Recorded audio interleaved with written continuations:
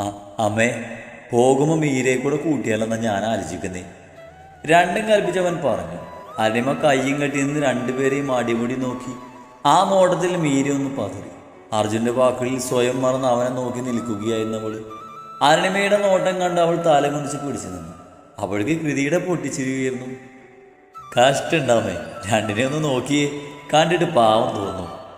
അജയ് ഇടപെട്ടു. അർജുനും മീരയും പൊട്ടിച്ചിരിക്കുന്ന കൃതിയിൽ നിന്ന് നോട്ടം പിൻവലിച്ച് അജയെ നോക്കി. അരുണിമയും ചിരിക്കുന്നുണ്ട്. എന്താ അളിയ, ആളിയനിപ്പോൾ ഇത് പറഞ്ഞില്ലായിരുന്നെങ്കിലും നാളെ മീര അളിയനെ കൂടെ അയക്കാൻ തന്നെയായിരുന്നു ഞങ്ങളുടെ തീരുമാനം. ഈ ടെൻഷൻ്റെ വലിയ കാര്യമുണ്ടായിരുന്നോ? നേരത്തെ അതങ്ങ് തീരുമാനിച്ചുകൂടായിരുന്നോ? അജയ് വന്ന് അർജുൻ്റെ തോളിൽ തട്ടി. അർജുനും മീരയും പരസ്പരം നോക്കി. ഞെട്ടലോ സന്തോഷമോ കൂടിക്കലർന്ന ഭാവത്തോടെ. കൺമശിക്ക് ഇപ്പോൾ ഒലിക്കും. അരുണിമ വന്ന് മീരയുടെ നിറഞ്ഞ കണ്ട് തുടച്ചു കൊടുത്തു. നീ എന്താടാ കരുതിയേ? മോനെയും മരുമോളെയും ഒരുമിച്ച് ജീവിക്കാൻ വിടാതെ ടിപ്പിക്കൽ അമ്മായിയമ്മയാണ് ഞാനെന്നോ? നിങ്ങളായിട്ട് പറയുമെന്ന് നോക്കി ഇരിക്കുമായിരുന്നു. അമ്മക്ക് മോനോടൊപ്പം വരാൻ ഇഷ്ടമില്ലാണ്ട് അല്ലടാ. അച്ഛൻ നമുക്ക് വേണ്ടി പണിഞ്ഞ വീടല്ലേടാ ഇത്. ഇവിടെയല്ലേ അച്ഛൻ ഇറങ്ങുന്നേ? അച്ഛൻ എപ്പോഴും ഇവിടെയൊക്കെ തന്നെ ഉണ്ട്. നമ്മുടെ ഈ വീടും നാടൊക്കെ വിട്ട് വേറെ സ്ഥലം അത് ശരിയാവില്ലടാ. അതുകൊണ്ടാ താൻ വരുന്നില്ലെന്ന് വാശി പിടിച്ചതിൻ്റെ കാരണം മരുമ വിശദീകരിച്ചു. മീരെ, കല്യാണം കഴിഞ്ഞ് വരുമ്പോൾ തന്നെ നിന്റെ തിങ്സൊക്കെ പാക്ക് ചെയ്ത് തുടങ്ങിക്കോ. പിന്നെ നീ മീരയ്ക്ക് ടിക്കറ്റ് ബുക്ക് ചെയ്യാൻ മറക്കണ്ട. അരുണിമ രണ്ടുപേരെയും ഓർമ്മിപ്പിച്ചു. അർജുൻ മുന്നോട്ടാഞ്ഞ അമ്മയെ കെട്ടിപ്പിടിച്ചു. ആ നെറ്റിയിലൊന്ന് മുത്തി. അതെ, നന്ദി പ്രകടനം ഇങ്ങോട്ടും കുറിച്ച് ആവാം. ഞങ്ങൾ ഇവിടെ വന്ന് നിൽക്കുന്നതുകൊണ്ടാ ഏട്ടൻ്റെ ഭാര്യയും കൂടി പോകാൻ പറ്റുന്നത്. കൃതി ഇടയിൽ കയറിയതും അജയ് അവളുടെ തലക്കിട്ടൊന്ന് കൊടുത്തു. അത് കണ്ട് ചിരിച്ചു നിൽക്കുമ്പോഴാണ് മനോജിൻ്റെ കോള് വരുന്നത്. എടാ ദാ എത്തി. അറ്റൻഡ് ചെയ്ത് അത്രമാത്രം പറഞ്ഞവൻ കോള് കട്ടാക്കി. പിന്നീട് സമയം കളയാതെ അവർ കാറിലേക്ക് കയറി. അജയും കൃതിയും ബൈക്കിലും മീരയും അർജുനും അരുണിമയും കാറിലുമായാണ് ഓഡിറ്റോറിയത്തിലേക്ക് പുറപ്പെട്ടത്. ആ കല്യാണത്തിൽ പങ്കെടുക്കുമ്പോഴൊക്കെ നാളുകളായ മീരയുടെ മുഖത്ത് അന്യമായിരുന്ന പുഞ്ചിരി തിരികെ വന്നത് അർജുൻ കാണുന്നുണ്ടായിരുന്നു. ഇടയ്ക്ക് അവളുടെ നോട്ടവുമായി നോട്ടം പിടഞ്ഞപ്പോൾ അവൻ അവളെ നോക്കി കണ്ണെറുക്കുകയും ചെയ്തു. മറുവശത്ത് അജയുടെ കൈ പിടിച്ച് ആരുടെയും ശല്യമില്ലാത്തൊരു ഭാഗത്ത് പോയി ഇരിപ്പുണ്ട് കൃതി. രണ്ട് മക്കളും ഒരു കുടുംബമായി സന്തോഷത്തോടെ നിൽക്കുന്നത് കണ്ട് അരുണിമയുടെ കണ്ണും മനസ്സും സന്തോഷം കൊണ്ടും നിറഞ്ഞു. ആ നിമിഷം അർജുനെയും മീരയെയും യാത്രയാക്കാൻ മഹിയും എത്തിയിട്ടുണ്ടായിരുന്നു. വിവരം അറിഞ്ഞപ്പോൾ പൊക്കോളാൻ തന്നെയാണ് മഹിയും പറഞ്ഞത്. അതോടെ മീരയ്ക്ക് സമാധാനമായി. ഓഫീസിലെ കാര്യങ്ങളോർത്ത് അച്ഛനിനി എന്തെങ്കിലും എതിർപ്പ് തോന്നുമോ എന്ന് അവളൊന്ന് ഭയന്നു. തലേ ദിവസം കല്യാണം കഴിഞ്ഞ് ബന്ധുക്കളുടെയൊക്കെ വീട്ടിൽ പോയി അർജുനും മീരയും യാത്ര പറഞ്ഞിരുന്നു. പോകും മുന്നേ നീരജയെ പോയി കണ്ടു. നീരജയുടെ കണ്ണ് നിറഞ്ഞെങ്കിലും സന്തോഷത്തോടെയാണ് മകളെ പറഞ്ഞയച്ചത്. അരുണിമയും മഹിയും അജയും കൃതിയും റെയിൽവേ സ്റ്റേഷൻ വരെ പോയിരുന്നു അവരെ യാത്രയാക്കാൻ. മീരയെ മഹി സന്തോഷത്തോടെ യാത്രയാക്കിയപ്പോൾ അരുണിമ മകനെ കെട്ടിപ്പിടിച്ച് കരഞ്ഞു. മക്കൾ എത്ര വലുതായാലും തങ്ങളിൽ നിന്ന് അകന്നു പോകുന്നത് ഏതൊരമ്മക്കും സങ്കടമാണല്ലോ. കൃതിയും ഏട്ടനെ കെട്ടിപ്പിടിച്ച് യാത്ര പറഞ്ഞു. ചലിച്ചു തുടങ്ങിയ ട്രെയിനിൽ കയറി തങ്ങൾക്ക് നേരെ കൈവീശി കാണിക്കുന്ന അർജുനെയും മീരയെയും നോക്കി കണ്ണുനീർ കുതിർന്ന് പുഞ്ചിരിയോടെ നിന്നു എല്ലാവരും. ഏതാനും വർഷങ്ങൾക്ക് ശേഷം ഇന്നാണ് അർജുന് ലീവ് വരുന്നത്. അവസാനം മീരയും ഒത്തു വന്നപ്പോഴാണ് മീര പ്രഗ്നൻ്റ് ആണെന്ന് അറിയുന്നത്.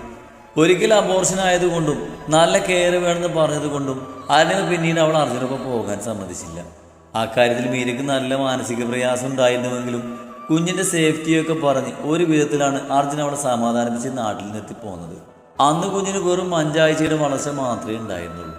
നീണ്ട 12 മാസത്തെ കാത്തിരിപ്പിനൊടുവിൽ അർജുൻ വീണ്ടും നാട്ടിലെത്തി. ഇതിനിടയിൽ മീര ഒരു പെൺകുഞ്ഞിനെ പ്രസവിക്കുകയും അവൾക്ക് നക്ഷത്രം എന്ന പേര് വെക്കുകയും ചെയ്തു. അച്ഛമ്മ അവളെ കൊഞ്ചിച്ച് ചിന്നൂട്ടി എന്ന് വിളിക്കും. കൃതിക്ക് 3 വയസ്സുള്ളൊരു മകനാണ്, കൗശിക് എന്ന കാശി. വീഡിയോ കോളിലൂടെ ഒന്നും ചിന്നുമോളെ കാണാറുണ്ടെങ്കിലും ആദ്യമായി കുഞ്ഞിനെ നേരിട്ട് കാണാൻ പോകുന്നതിന് സന്തോഷത്തിലായിരുന്നു അർജുൻ. അതുകൊണ്ട് അവൻ ഇത്തവണ ഫ്ലൈറ്റിലാണ് വന്നത്. എയർപോർട്ടിൽ അവനെ കൂട്ടാൻ അജയും മഹിയും കാശിയും കൂടിയാണ് പോയത്. അർജുൻ കാശിയെ എടുത്ത് തോളത്തിരുത്തി കാർ പാർക്കിങ്ങിലേക്ക് നടക്കുമ്പോൾ മനസ്സ് നിറയെ അമ്മയും മകളും മാത്രമായിരുന്നു. എയർപോർട്ടിൽ നിന്ന് വീട്ടിലെത്തുമ്പോൾ നേരെ രാത്രിയായി. മഹി മുറ്റത്ത് കാറ് കൊണ്ടുപോയി നിർത്തുമ്പോൾ സീറ്റ് ഔട്ടിൽ തന്നെ എല്ലാവരും കാത്തിരിപ്പുണ്ട്. അർജുൻ്റെ കണ്ണുകൾ കുഞ്ഞിനെയുമായി നിൽക്കുന്ന മീരയിലാണ് ആദ്യം എത്തിയത്. അവളെ കണ്ടവൻ്റെ മിഴികൾ വിടർന്നു. പ്രസവമൊക്കെ കഴിഞ്ഞപ്പോൾ പെണ്ണങ്ങ് വണ്ണം വെച്ചു. വലിയ ഉണ്ടൊക്കെ അവളൊക്കെയായി ഒരു പ്രത്യേക ഭംഗി. ഒരു ഫീഡിങ് കുർത്തിയാണ് വേഷം. വീഡിയോ കോളിൽ സ്ഥിരം കാണുന്നതാണെങ്കിലും നേരിട്ട് കണ്ടപ്പോൾ അർജുൻ ശരിക്കും ഞെട്ടി. അവളുടെ കണ്ണുകൾ അവനിലാണ്. കുഞ്ഞിനെ മാറോട് ചേർത്ത് പിടിച്ച് കണ്ണു നിറച്ച് കരയണോ ചിരിക്കണോ എന്ന് അറിയാൻ പറ്റാത്തൊരവസ്ഥയിലാണ് മീര. അവളുടെ തോളിൽ കിടന്ന കുഞ്ഞിലേക്കും അവൻ്റെ നോട്ടം എത്തി. ഉള്ളിൽ വാത്സല്യം നിറഞ്ഞു. ഓടിച്ചെന്ന് മോളെ എടുക്കാൻ മനസ്സ് വെമ്പിയെങ്കിലും തന്നെ നോക്കി കണ്ണു നിറച്ച് നിൽക്കുന്ന അമ്മയെ കണ്ട് ആദ്യം അമ്മക്കരികിലേക്ക് ചെന്ന് ചേർത്ത് പിടിച്ചു. ഹൃദയം വന്ന് കെട്ടിപ്പിടിച്ചു. ചേട്ടനെ, നീ അങ്ങ് മെലിഞ്ഞു പോയില്ലടാ. അരുണിമ അവൻ്റെ കവളിൽ തഴുകി പറഞ്ഞതും അവൻ അമ്മയെ നോക്കി കണ്ണു ചിമ്മി. അവനെപ്പോഴും കുഞ്ഞിനെ ഒന്ന് എടുക്കാനുള്ള വെപ്രാളായിരുന്നു. അവൻ മീനക്ക് മുന്നിൽ ചെന്ന് നിന്നതും മീന കണ്ണു നിറച്ച് അവനെ നോക്കി. ആ കണ്ണുകളിലേക്ക് പുഞ്ചിരിയോടെ നോക്കിക്കൊണ്ട് അവളുടെ തോളിൽ കിടന്ന കുഞ്ഞിനെ ആവേശത്തോടെ എടുത്തു. ഇരു കയ്യിലുമായി കുഞ്ഞിനെ മലത്തി പിടിച്ച് ആ കുഞ്ഞു മുഖത്തിലേക്ക് ഉറ്റുനോക്കി. എല്ലാവരും കണ്ടിട്ട് ചിന്നൂട്ടി അച്ഛൻ്റെ താനി പകർപ്പാണെന്നാണ് പറഞ്ഞത്. പക്ഷെ അർജുന് നോക്കിയപ്പോൾ എന്തോ അവൻ മീരിയാണ് കണ്ണിലിറച്ചത്. ആ കുഞ്ഞു മുഖത്തേക്ക് നോക്കുമ്പോൾ ആ കുഞ്ഞു ശരീരം നെഞ്ചോട് ചേർത്ത് ആ കുഞ്ഞു ചുണ്ടിൽ മുത്തുമ്പോൾ അവൻ്റെ ഹൃദയത്തിൽ സന്തോഷം നിറഞ്ഞു തുളുമ്പുകയായിരുന്നു. അച്ഛൻ്റെ സാമീപ്യം അറിയാതെ ചിന്നൂട്ടി സുഖകരമായ ഉറക്കത്തിലാണ്. അർജുൻ എന്തൊക്കെയോ നേടിയ സന്തോഷം ആ കുഞ്ഞിപ്പെണ്ണ് കയ്യിലിരിക്കുമ്പോൾ ഇതിനേക്കാൾ വലിയൊരു സന്തോഷം ഇനി തനിക്ക് വരാനില്ലെന്നൊരു തോന്നൽ. കാത്തിരുന്നുള്ള ഈ കൂടിക്കാഴ്ച മനസ്സ് നിറച്ചതുപോലെ അവൻ്റെ കണ്ണുകളിൽ നനവ് പടർന്നു.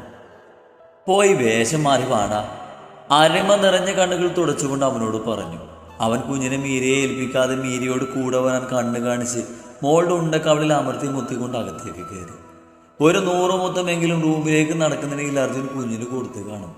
റൂമിലെത്തിയവൻ മീര അകത്ത് കയറി ഡോറ് ലോക്ക് ചെയ്യുന്നത് കണ്ട് മോളൊരു തോളിലേക്ക് കിടത്തി. ഡോറ് ചാരി കണ്ണു നിറച്ച് അകത്തേക്ക് വന്ന മീരയെ അവനെടുത്ത് കൈകൊണ്ട് തന്നെ നെഞ്ചിലേക്ക് അണച്ചു പിടിച്ചു. അവളുടെ നെറ്റിയിലും കവളിലും ചുണ്ടിലും കഴുത്തിലുമൊക്കെ ആവേശത്തോടെ ചുണ്ടൊടിച്ചു. അവളുടെ കണ്ണുകൾ നിറഞ്ഞൊഴുകി. 1 വർഷം മുഴുവൻ മനസ്സിൽ കൊണ്ടു നടന്ന സ്നേഹം ചുംബനങ്ങളായി പകർത്തു കൊടുത്തവൻ അവളുടെ ചെവിയിലും കഴുത്തിലും അവൻ്റെ മൂക്കും കവളും ഇഴയുമ്പോൾ അവൾ ഇക്ലിയോടെ മുഖം വെട്ടിക്കുകയും അവൻ്റെ മുഖം പിടിച്ചു വെച്ച് ചുംബിക്കുകയും ചെയ്തു. ഗുണ്ടുമണിയായല്ലോ, ഇതെനിക്ക് പണിയുണ്ടാക്കുന്ന തോന്നി. അവളുടെ ഉണ്ടക്കവളിൽ കടിച്ചുകൊണ്ട് അവൻ പറയുമ്പോൾ അവൾ അവൻ്റെ നെഞ്ചിൽ മുഖം ചേർത്ത് നിന്ന് കളഞ്ഞു.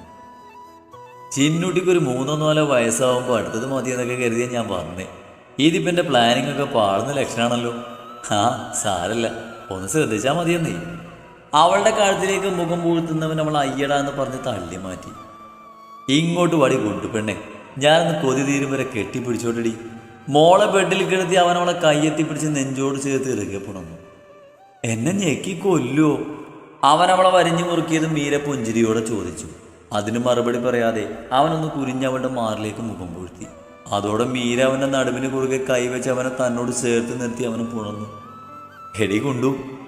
അവൻ അവളുടെ മാറിൽ നിന്ന് മുഖം വീഴ്ത്താതെ ഒത്തിരി ഇഷ്ടത്തോടെ വിളിച്ചു. അവളത് കേട്ട് അവനെ നോവിക്കും ഇതൊരു നുള്ളു കൊടുത്തു. ആ നുള്ളു കിട്ടി അവൻ എരിവ് വലിച്ചു. നിനക്കൊരു സർപ്രൈസായിട്ട് ആ ചേട്ടൻ്റെ വരവ്. അവൻ അവളുടെ മാറിൽ നിന്ന് മുഖം ഉയർത്തി അവളുടെ കണ്ണുകളിലേക്ക് കുസൃതിയോട് ഉറ്റുനോക്കി പറഞ്ഞു. അവളുടെ കണ്ണിൽ എന്താണെന്നുള്ള ആകാംക്ഷ നിറഞ്ഞു. അടുത്ത മാസം ഞാൻ ട്രിവാൻഡ്രം സിറ്റിയിലെ ഡെപ്യൂട്ടി കമ്മീഷണറായി ചാർജ് എടുക്കുവാണ്. ഇനി മുതൽ കുടുംബത്തോടൊപ്പം സ്വന്തം നാട്ടിലെ സ്വസ്ഥമായൊരു ജീവിതം. പുഞ്ചിരിയോടെ പറയുന്നവനെ നോക്കി അവൾ ഞെട്ടിത്തരിച്ച് നിന്നുപോയി. സത്യാണോ? മീരയുടെ കണ്ണുകൾ ബുൾസേ പോലെയായി. അത് കണ്ട് അവൻ അവളുടെ കവിളിൽ അമർത്തി ചുംബിച്ചു. നമ്മുടെ മോളാണ് ഈ സത്യം. അവൻ പറഞ്ഞതും സന്തോഷം അടക്കാൻ കഴിയാതെ മീര അവന് ഉടുമ്പിനെ പോലെ കെട്ടിപ്പിടിച്ചു. വേറൊരു ഗുഡ് ന്യൂസ് കൂടിയുണ്ട്. നാളെയാണ് നിന്റെ അമ്മ ശിക്ഷ കഴിഞ്ഞ് ജയിലിൽ നിന്ന് ഇറങ്ങുന്നത്. അതുകൂടി അറിഞ്ഞു കഴിഞ്ഞപ്പോൾ അർജുൻ്റെ മേലുള്ള അവളുടെ പിടി മുറുകുന്നതിനൊപ്പം അവളുടെ കണ്ണുകൾ നിറഞ്ഞൊഴുകുന്നുണ്ടായിരുന്നു. എന്നാൽ അച്ഛൻ എന്നോടൊന്ന് സൂചിപ്പിക്കുക പോലും ചെയ്തില്ലല്ലോ. മീര മഹിയെ പിണക്കത്തോടെ നോക്കി. നിന്റെ ഭർത്താവ് പറഞ്ഞത് പറയണ്ട, അവൻ വന്നിട്ട് പറഞ്ഞോളാന്ന് മഹി ഗൗരവത്തോടെ പറഞ്ഞു. കുഞ്ഞിനെ എടുത്തു നിന്ന് അർജുൻ അവളെ നോക്കി നെഞ്ചിൽ തൊട്ട് ഞാൻ തന്നെ എന്നൊരു എക്സ്പ്രഷൻ ഇട്ടു. മഹിയും അർജുനും മീരയും കുഞ്ഞും കൂടി നീരജയെ കൂട്ടാൻ എത്തിയതാണ്. എല്ലാവരുടെയും മുഖത്ത് സന്തോഷമാണ്. എന്നാൽ മാഹിക്ക് സന്തോഷത്തിനോടൊപ്പം വെപ്രാളമോ ടെൻഷനോ അങ്ങനെ എന്തൊക്കെയോ തോന്നുന്നുണ്ടായിരുന്നു. ചിന്നൂട്ടി ഒരു ലഹള കഴിഞ്ഞ് കുറച്ച് മുന്നെയാണ് ഉറങ്ങിയത്. ഉറങ്ങുമ്പോഴേ അർജുൻ അവളെ ഒന്ന് എടുക്കാൻ പറ്റൂ. പരിചയക്കുറവ് കാരണം അർജുൻ എടുക്കുമ്പോൾ തന്നെ തുടങ്ങും കീറ്റല്. പിന്നെ മീര വന്ന് എടുത്തല്ലാതെ ആ കരച്ചിൽ നിൽക്കില്ല. അതുകൊണ്ട് ഉറങ്ങിയതാക്കാൻ നോക്കി എടുത്ത് നടക്കുകയാണ് അച്ഛൻ സാറ്. അച്ഛാ, ദൈവം രണ്ടാൾക്കും ഒന്നിക്കാനുള്ള അവസരം കൂടി തന്നിരിക്കുകയാണ്, പാഴാക്കി കളയരുത്. മീര മഹിയുടെ ടെൻഷനും കണ്ട് ഉപദേശിച്ചു. മഹിയുടെ മനസ്സിലും അത് തന്നെയാണ്. അതെങ്ങനെ നീരജയ്ക്ക് മുന്നിൽ അവതരിപ്പിക്കുമെന്ന ടെൻഷനിലാണ് മഹിയും. അങ്ങനെ കാത്തിരിപ്പിനൊടുവിൽ നീരജ് സെൻട്രൽ ജയിലിന്റെ കവാടം തുറന്ന് പുറത്തേക്ക് ഇറങ്ങി. അച്ഛൻ്റെയും മകളുടെയും കണ്ണ് ഒരുപോലെ നിറഞ്ഞു, ഒപ്പം നീരജയുടെയും. എങ്കിലും പുഞ്ചിരിയോടെ തന്നെ ആ 4 പേരെയും നീരജ് നോക്കിക്കണ്ടു. ആ പുഞ്ചിരിക്കിടയിലും കണ്ണുകൾ നിറയുന്നുണ്ട്. എങ്കിലും കൺമുന്നിലെ കാഴ്ച കണ്ട് നീരജയുടെ മനസ്സ് നിറഞ്ഞിരുന്നു.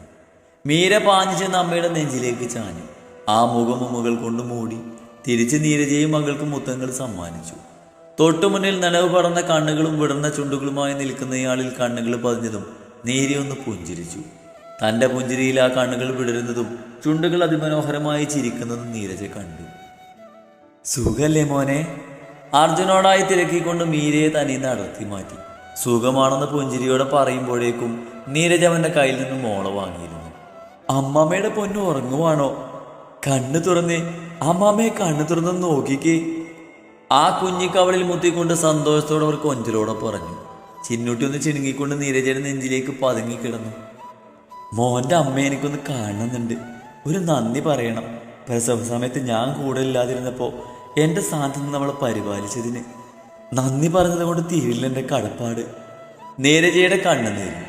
മകളൊരു അമ്മയാവാൻ തയ്യാറെടുക്കുമ്പോഴും അമ്മയായപ്പോഴും കൂടെ നിൽക്കാനോ ശുശ്രൂഷിക്കാനോ കഴിയാതെ പോയ ഒരമ്മയുടെ വേദന കൂടി ആ വാക്കുകളിലുണ്ടായിരുന്നു. മീരെ, നിള, അവൾ വന്നില്ലേ?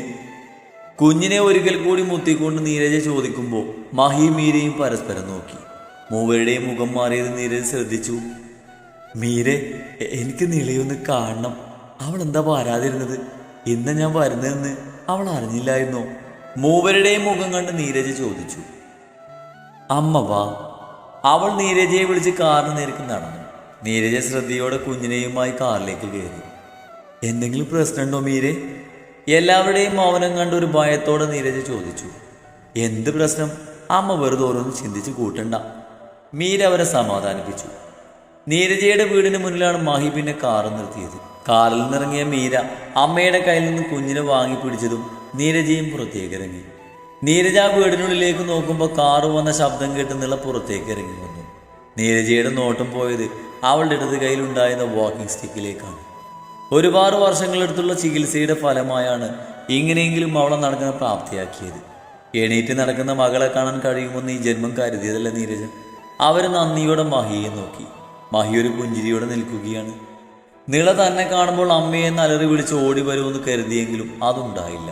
തങ്ങളെ ഉറ്റുനോക്കി നിൽക്കുന്ന ആ മിഴികളിൽ നിറഞ്ഞു നിൽക്കുന്നത് പുച്ഛമാണെന്ന് മനസ്സിലാക്കാൻ നീരജയ്ക്ക് അധികം നേരമൊന്നും വേണ്ടി വന്നില്ല.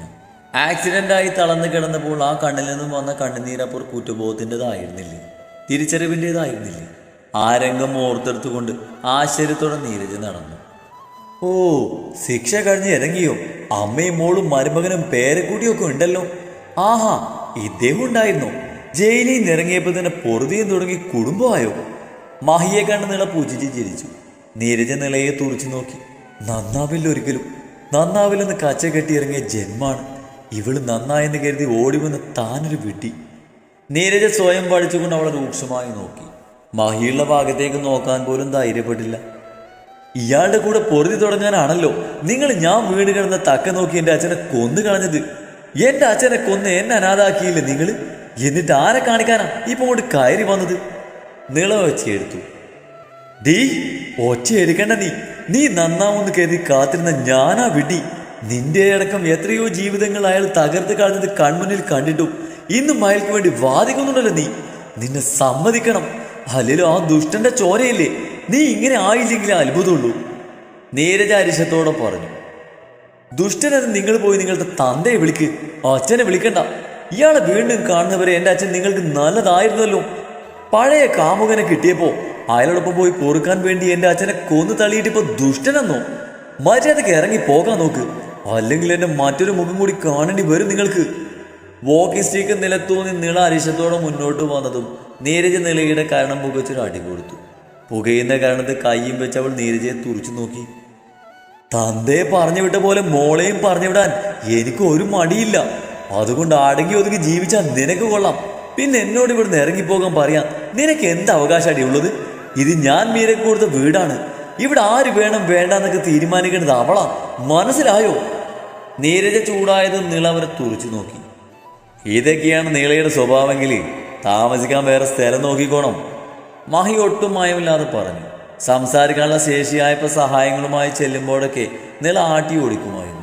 അതൊന്നും സഹിക്കേണ്ട കാര്യമില്ലെന്ന് അറിയാമെങ്കിലും നീരജയ്ക്ക് കൊടുത്ത് വാക്കോർത്ത് ട്രീറ്റ്മെന്റ് പൂർത്തിയാക്കി ഈ വീട്ടിൽ താമസിക്കാൻ അനുവദിച്ചത് മഹിയാണ്. ഇപ്പൊ നീരജ വന്നു കഴിഞ്ഞു. ഇനി ഈ അഹങ്കാരമൊന്നും സഹിക്കേണ്ട കാര്യം അവർക്കില്ല. അത് പറയാൻ താൻ ആരാ? എടുത്തടിച്ചതുപോലെ നീളം മഹിയോട് ചോദിച്ചു. വായടക്കടി. ചുണ്ടിന് നല്ലൊരു അടി കൊടുത്തുകൊണ്ട് നീരജ് ദേഷ്യപ്പെട്ടു. നീള എല്ലാവരെയും നോക്കി കണ്ണുരുട്ടി. ആരും കൂടുതൽ പേടിപ്പിക്കാനൊന്നും വരണ്ട. ഇവിടെ ഈ വീട് പൈസ കൊടുത്ത് വാങ്ങിയൊന്നുമല്ലല്ലോ. ഇവര് കാമുകന്റെ മോൾക്ക് ഇഷ്ടദാനായിട്ട് കൊടുത്തതല്ലേ. അതുകൊണ്ട് ഇവര് ചാവുന്നവരെ ഞാൻ ഇവിടെ ഉണ്ടാകും. അത്രയും കാലൊന്നും ഈ വഴി പിടിച്ച സ്ത്രീയുടെ കൂടെ ഞാൻ ജീവിക്കില്ല. ഞാനൊരു വീടിന് ടോക്കൺ കൊടുത്തിട്ടുണ്ട്. ആ വീടിന്റെ രജിസ്ട്രേഷൻ കഴിഞ്ഞാൽ ഞങ്ങൾ അങ്ങോട്ട് മാറും. അതുവരെ എന്നെ ചൊറിയാൻ വരാതിരിക്കുന്നതാവും എല്ലാവർക്കും നല്ലത്. ഇപ്പോഴും മകളുടെ അഹങ്കാരത്തിന് ഒരു കുറവുമില്ലെന്ന് നീരജയ്ക്ക് മനസ്സിലായി. ഞങ്ങളോ? ആരെയും ഞങ്ങള്? നീരജയുടെ പുരുകൻ ചുളിഞ്ഞു. ഞാനും എൻ്റെ ഭർത്താവ് സാൻഡി. അവൾ മീരയെ നോക്കി അഹങ്കാരത്തോടെ പറഞ്ഞു. ഭർത്താവോ? വിവാഹം കഴിക്കാതെ ഏതോ ഒരുത്തനെ കൂടെ താമസിപ്പിച്ച ഭർത്താവാകുമോ? മഹി നീരസത്തോടെ തിരക്കി. നീരജയെ ഇത്രയൊക്കെ കേട്ടപ്പോൾ തന്നെ തളർന്നുപോയി. നീരജയെ മഹി ഒന്നും അറിയിച്ചിട്ടില്ല. ആയുർവേദ ഹോസ്പിറ്റലിൽ വെച്ച് പരിചയപ്പെട്ട ഏതോ ഒരു രോഗിയുടെ കൂട്ടിരിപ്പുകാരനായിരുന്നു ഈ പറഞ്ഞ സാൻഡി. ഒരു വയ്യാത്ത അപ്പാപ്പന്റെ കാര്യങ്ങൾ നോക്കാൻ വിദേശത്തുള്ള അദ്ദേഹത്തിന്റെ മകൻ ഏർപ്പാടാക്കിയ ആളാണ്. അന്നൊക്കെ നീളമൊന്ന് എണീക്കാൻ തുടങ്ങിയിട്ടേ ഉള്ളൂ. ദിവസവും കാണുന്നവർ പിന്നെ പിന്നെ കാണുമ്പോൾ ചെറു പുഞ്ചിരി കൈമാറി തുടങ്ങി. അപ്പാപ്പൻ ഉറങ്ങുന്ന വിശ്രമവേളകളിൽ അപ്പുറത്തെ മുറിയിൽ പോയി ഒരു സൗഹൃദം സ്ഥാപിച്ചെടുക്കാൻ സാൻഡിക്ക് കഴിഞ്ഞു. ജീവിതത്തിൽ തീർത്തും ഒറ്റപ്പെട്ടു പോയ നിലയ്ക്ക് ആ സൗഹൃദം ഒത്തിരി വിലപ്പെട്ടതായി മാറിയിരുന്നു. അങ്ങനെ ഇരിക്കുകയാണ് അപ്രതീക്ഷിതമായ അപ്പാപ്പൻ മരണപ്പെടുന്നത്.